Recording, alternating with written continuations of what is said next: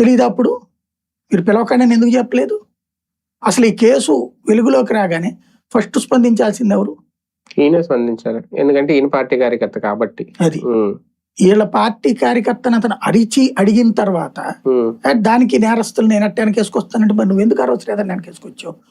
ఎందుకు అతను ఎవరు కిరణ్ రాయల్ వెనకేసుకొచ్చావు? అంటే ఒక రకంగా ఇప్పుడు చంద్రబాబు గారు చేసింది కూడా తప్పేనా? అంతే కదా. మాటలు బట్టి చూస్తే అంటే ఒక నేరస్తులకు సంబంధించిన కుటుంబాన్ని పిలిచి భరోసా ఇచ్చి మేము మీకు న్యాయం చేస్తానని చెప్పడం అది కూడా తప్పేనా? అక్కడే నేను చెప్పింది వ్యూహం అన్నది. అందుకే ఇక్కడ ఏంటంటే నేనైతే చాలా స్ట్రాంగ్ గా ఉండేవాడిని. చంద్రబాబు మా కులపోడై నేను పట్టించుకోకపోతే, నేను తిట్టిపోస్తుంటే, వాడు క్రిమినల్ లాగానే చూస్తుంటే, చంద్రబాబు జగన్కి భయపడిపోయేసి పిలిపించుకున్నాడు వాళ్ళని, మాట్లాడేశాడు. అందుకని నేను ఇక్కడి నుంచి నేరాల విషయంలో నేరస్తుల విషయంలో స్పందించేటప్పుడు బాబుకు కూడా చెప్పను. అంటే బాబు కూడా నేరస్తుల విషయంలో భయపడతాడు జగన్కి, నేను భయపడను.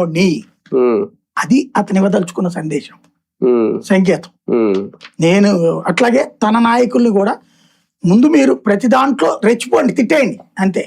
మీరు ఎందుకు తిట్టట్లేదు, మీకు ఎందుకు చేత కావట్లేదు అంటున్నాడు. అక్కడ ఆయన గ్రహించాల్సింది ఏంటంటే ఇప్పుడు ఇదే విషయంలో ఏమని స్పందించాలి? ప్రాక్టికల్ గా ఆలోచిద్దాం. అనంతబాబు అనేటటువంటి వాడు సుబ్రహ్మణ్యం శవాన్ని ఇంటి దగ్గరికి తీసుకెళ్లి డోర్ డెలివరీ చేసి కార్లో తీసుకెళ్ళి అతను నిజంగా వదిలేదలుచుకుంటే